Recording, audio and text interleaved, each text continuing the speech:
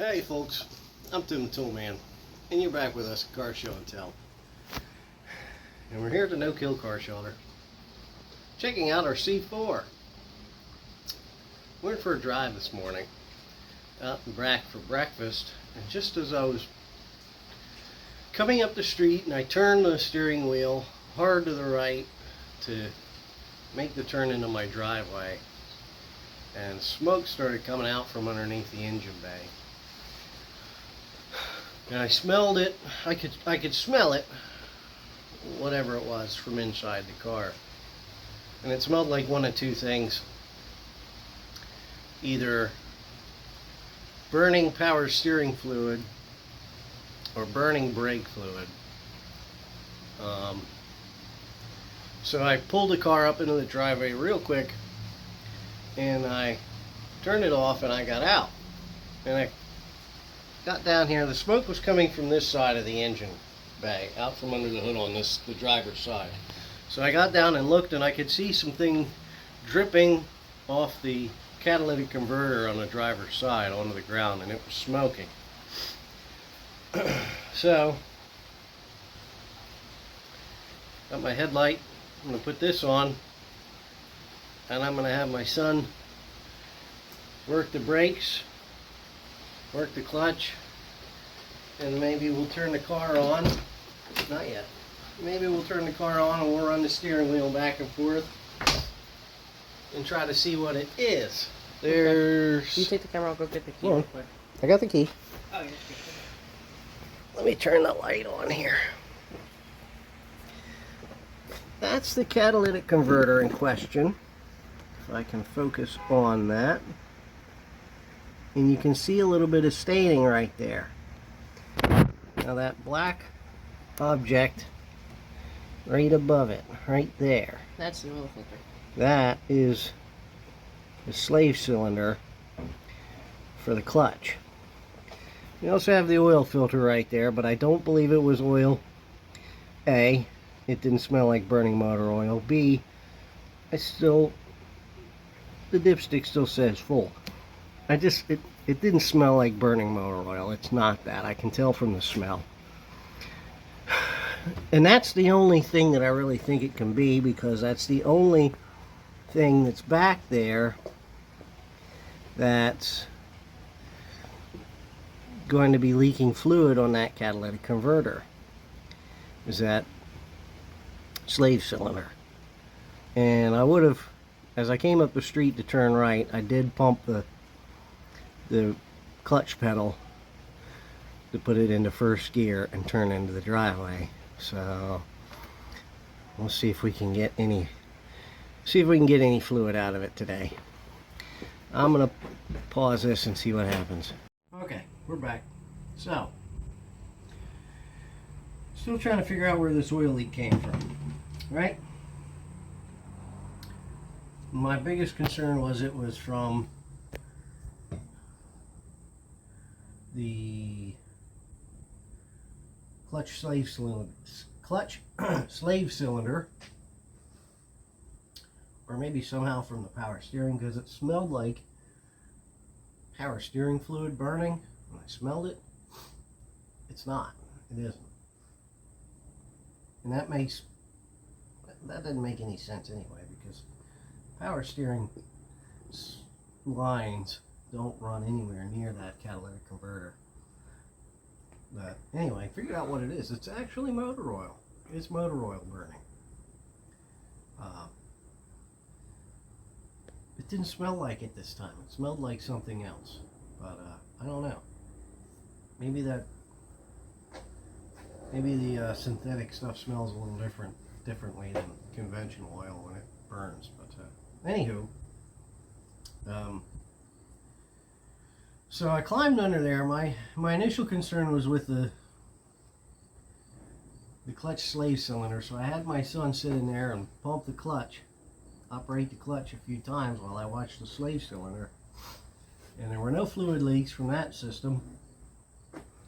Adjacent to the catalytic converter is also the oil filter and the oil filter cooler line, so I thought, well, it's the only other possible close by place where it could be coming from. So we jacked the car up,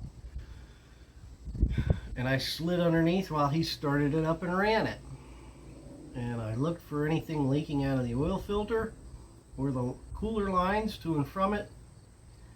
No leaks. It was completely oil tight. But what I did see was the oil running down over the side of the engine from somewhere up on high. So I told him to shut the car off. And I climbed out from underneath and we put the car back down close to the ground so I can do the same thing from up here. And I started looking I could see that the oil was running down from up on high. So I came back on over here and I took a light and I shined it around looking for any leaks, like from maybe from out where, the cylinder head. Can't really get a good view in here. From somewhere around like a cylinder head where that was coming from, but the cylinder head was pretty well dry. So I only surmised it could be running around the back side of this driver's side cylinder head.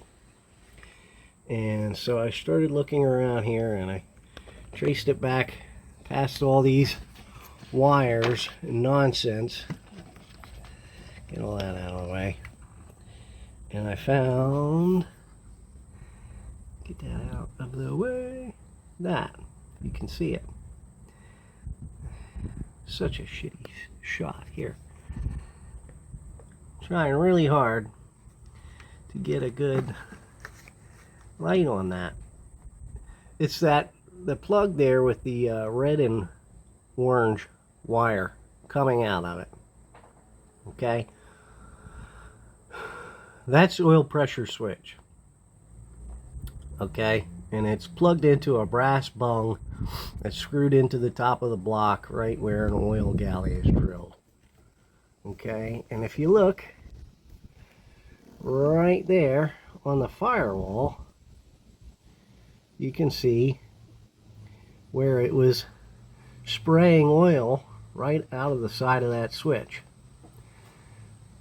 And it was a solid stream of oil when he started the car. Matter of fact, keys are in the seat, Henry. Just go start it. Go. There it goes. Peeing on there. All right, shut her down. Okay, so there you see it. It's peeing right on the firewall, right there. And running down over the side of the block, and then down around the oil filter and cooler lines. And then put it onto the ground. So, now I've got to figure out how to cram myself back in there and get that changed. I found a replacement and ordered it. So, I want to see if I can extract that whilst removing a minimum of other parts. So, Reinstall. So, let's see how that goes. Alright, I've decided I'm going to get some things out of the way first. I'm going to get, I don't know, these are not original wires to this car. And like I said, they are way too long for the application. So there's a lot of additional wire that's kind of tucked up and wrapped around things. So I want to get these out of the way. I have another set of spark plug wires. Well, I have the MSD materials to make your own set of spark plug wires. And I've been meaning to use that stuff up and haven't gotten around to it. So it looks like now is the time.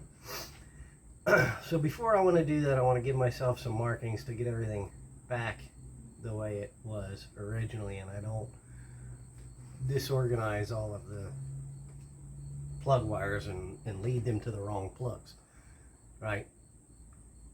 So you've got to know a little bit about the firing order of a small block Chevy, or the firing order of really any American V8. If you break it down, 1-843-6572. I wrote it down here just so I don't forget. And I had to double check it because I thought that's what it was, but And Chevys and Fords do it differently. Chevrolet has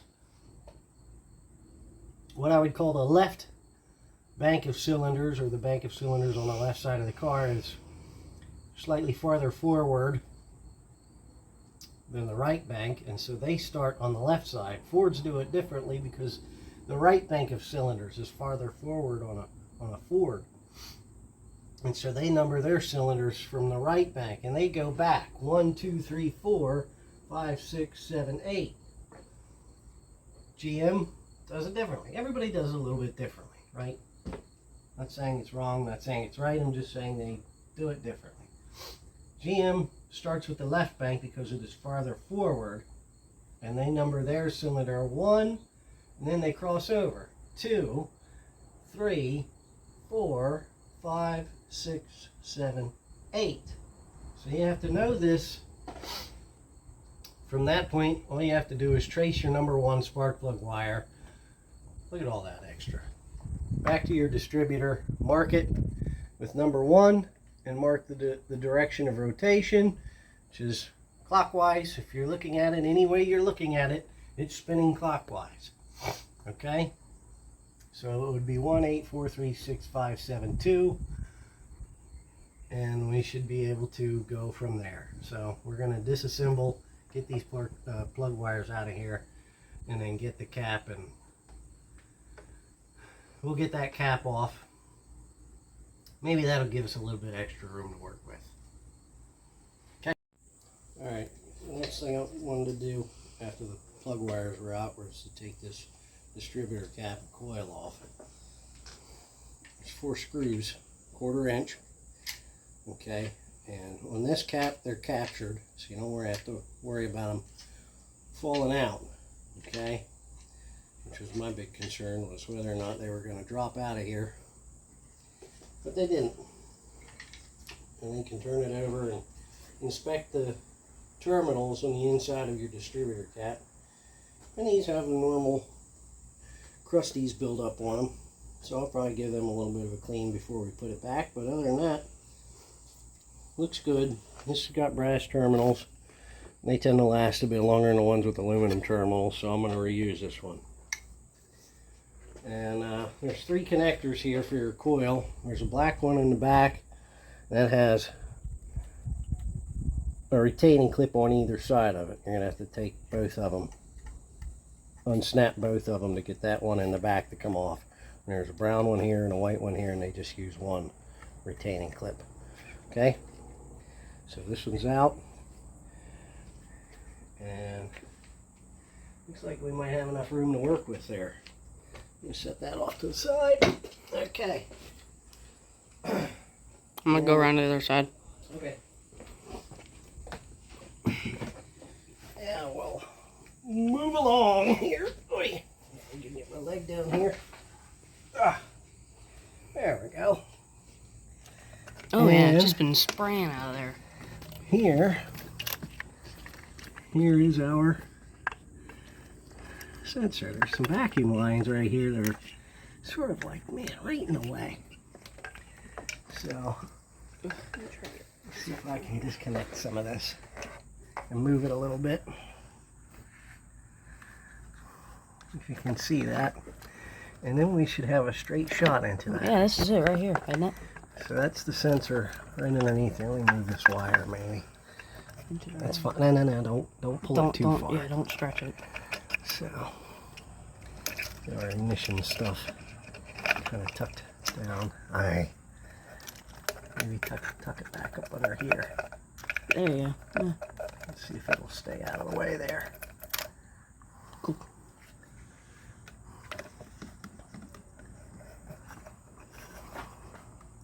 It's a good thing we didn't use too much of it. Probably brittle and old, so I don't want to go too tough. You know, I don't want to get too much force on it.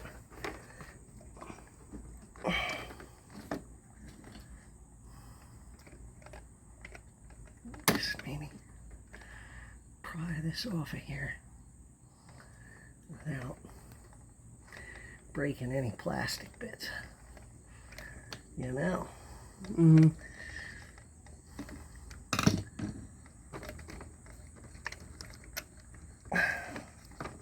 This is like some sort of a vacuum check valve or something. Coming. Yep. You can hear the vacuum escape. Are we gonna have to like pull that back down into a vacuum, or does it do it itself? I believe it'll do it itself. Okay? Once the car's running. Okay. There we go. Yay! Everything's still in one piece. I didn't break it yet. Now, this has got some sort of goofy plastic collar around it. How do you expect you to get that off? Let me try this.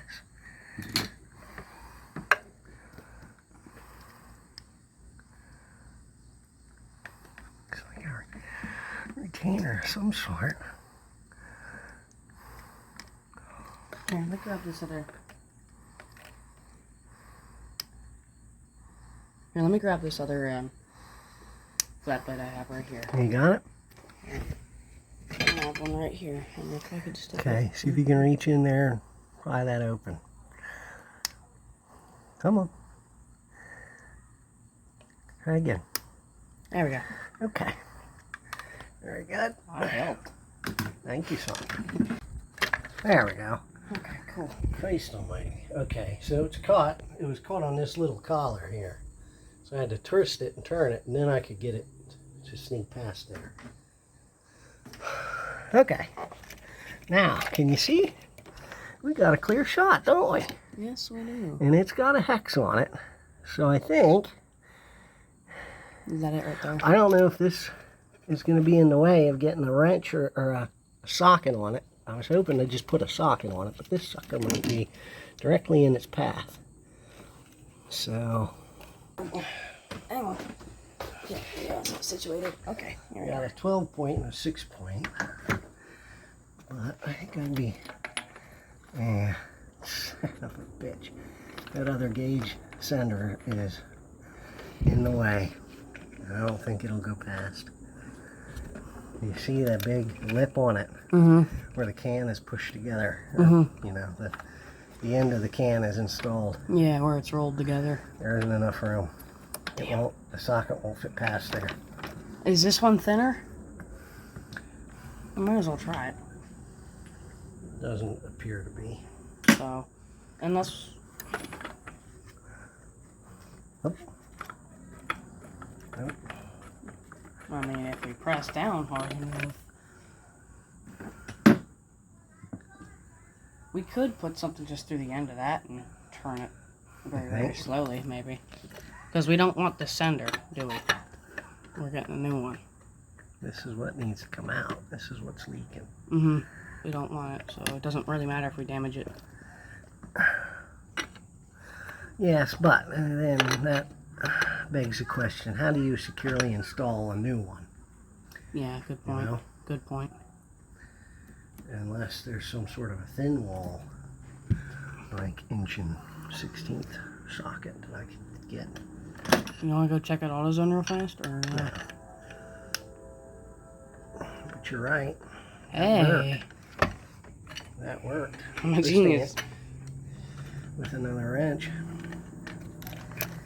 Make sure that's okay. So that's... And then...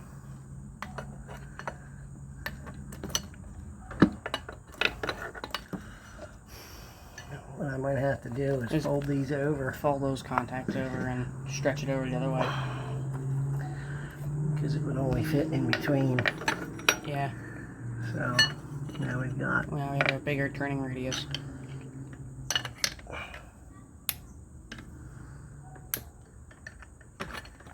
more space. Get a hold of it. Whoops.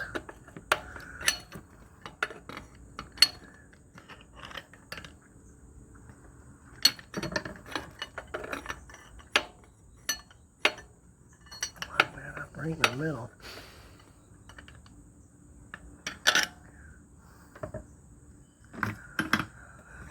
Might not need the other wrench to turn it now. It might just turn by hand. Here we go.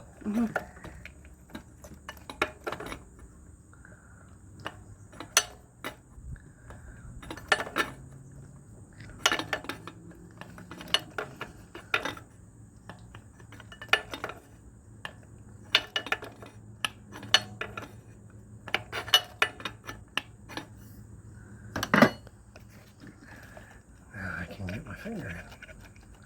So when's the new one getting here? Okay. Here's our old sensor again. I straighten these tabs back out. But if you ever want to know a cheap way to test one of these things, right? First clean it off really well with a cloth. Shop rag or something. But if you ever want to test whether, you get this out and you ask yourself, well, is this what was really leaking or not? Maybe it was the gauge sender below it, I don't know. How can you find out? It doesn't take any fancy tools. Clean it off really well, put it in your mouth, and blow in that end of it and put your hand in front of it. If you can feel what you're blowing into it coming out of this side, it ain't working. So I'll turn this way. You might be able to see a little bit of oil come out of here, who knows? Or hear it. And you gotta make sure you got a airtight seal on this.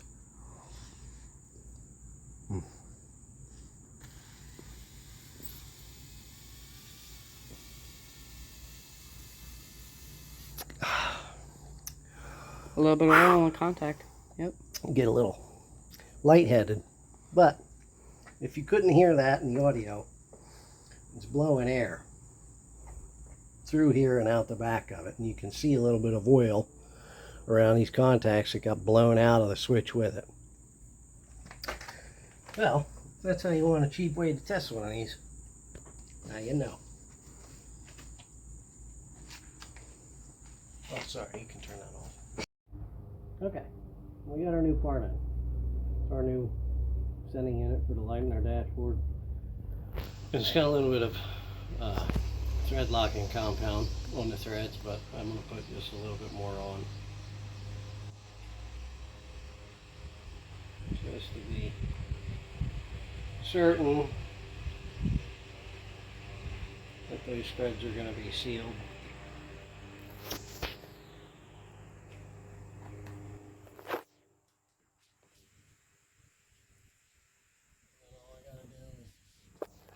Put it back down here where it belongs.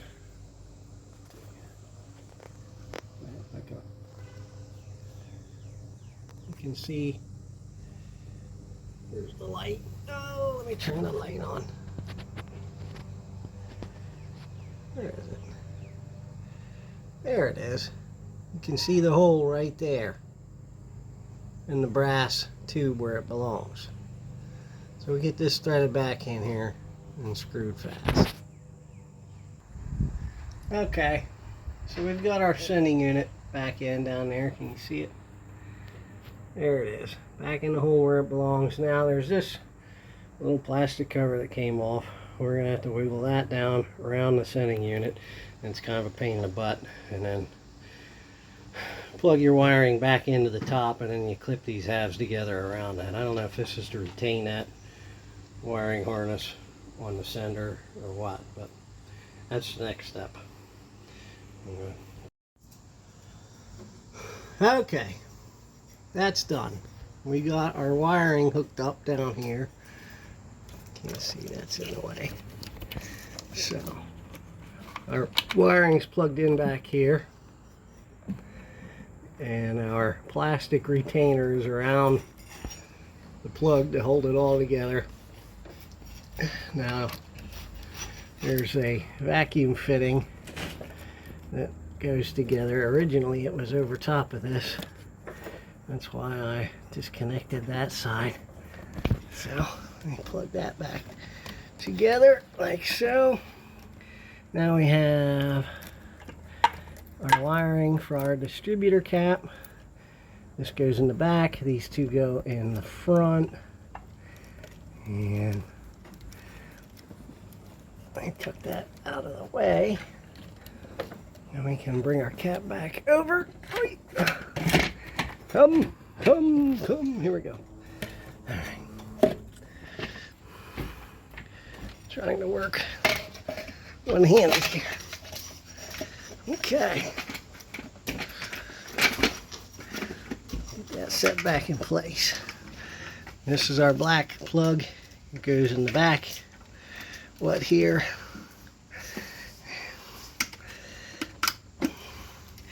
And this, let me think. I can't remember. Let's plug this one in because it's got a pin in it. I can't remember if it went on the left or the right. So, you get under here. Does it go in this side? Nope. Nope. Goes there. Now this one can go right here. Okay, there we go. Our tack and our battery connections are hooked up. Now, gotta take and tighten down the 4 screws that hold our distributor cap to our distributor. Get this back down here. Out of the way. If I can.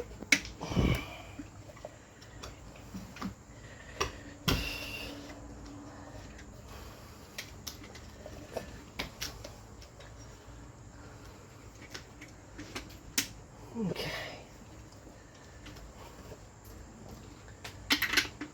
There's one.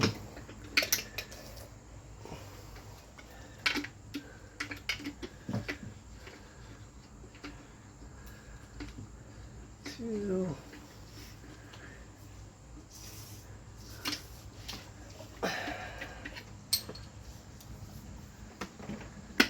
Three.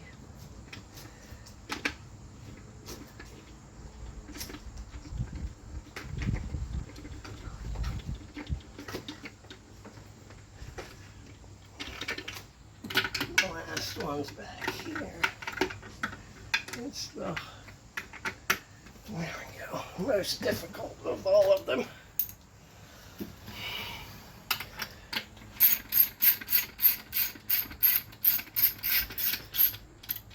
I'll just give them a little, give them all a little snug. Not real hard. Just snug them down.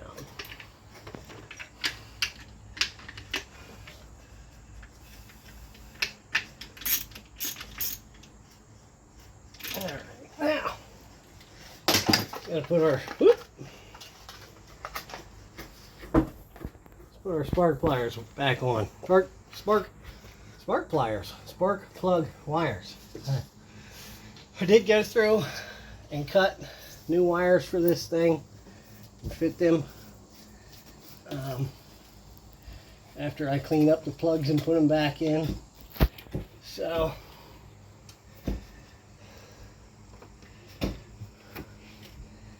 I left the ones on the passenger side hooked up. Disconnected the ones on the driver's side. So what do I got here? I got cylinder 1. Trace that wire back.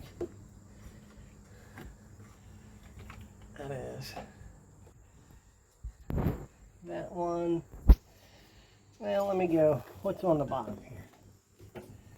I have 1, 3, 5, and 7 here. So let's go with the wires on the bottom.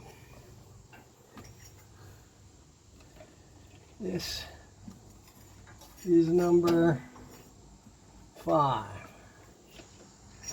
So 1, 8, 4, 3, 6, 5. That one should go here. 7 is right here. Right?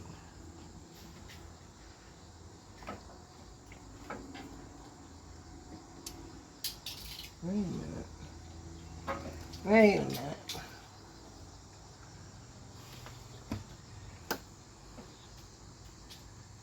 Yeah, this is 7. That's 7. So this is, there we go. 7 should belong right here. since it fires right after 5. Snap him in place. Chuck number 5 in on top of him, right there. Okay. That leaves what I got right here. This is for cylinder 1. So, bring him up right here. Ah.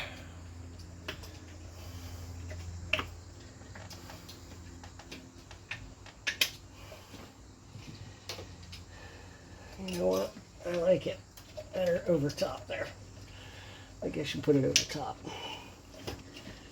So, let's do that. Snap that down over top. And this is number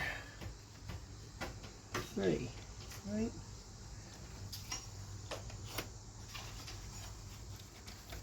Yep, that's the plug for number 3. And that belongs way back around here.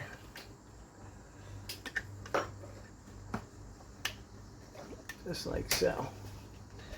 Okay. 18436572. Ah.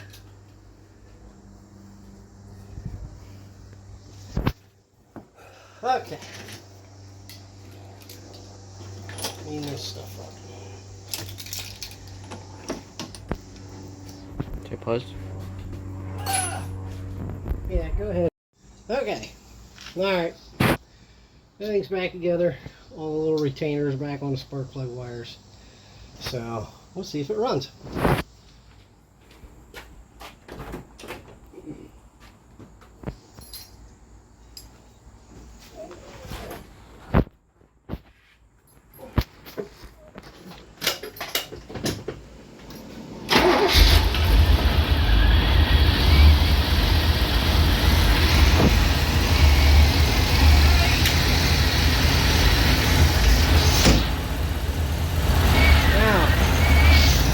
Final test. Is it still leaking oil?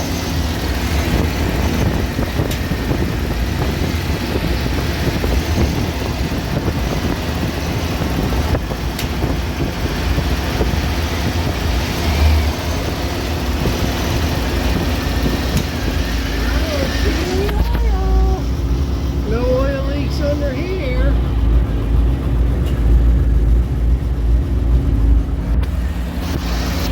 Before it was dripping down around the side of the block, and it was landing right down there on that catalytic converter and burning, and it was dripping off around there too, but it's real tough to see down into there with everything assembled, so I can't actually see that gauge center. Yeah, so I can a little bit.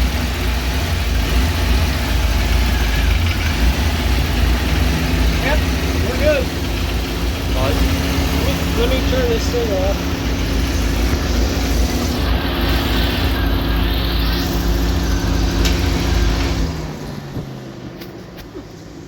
You good? Back on. Okay. So there we have it. One gauge sender replaced on L98 and no more oil leak. So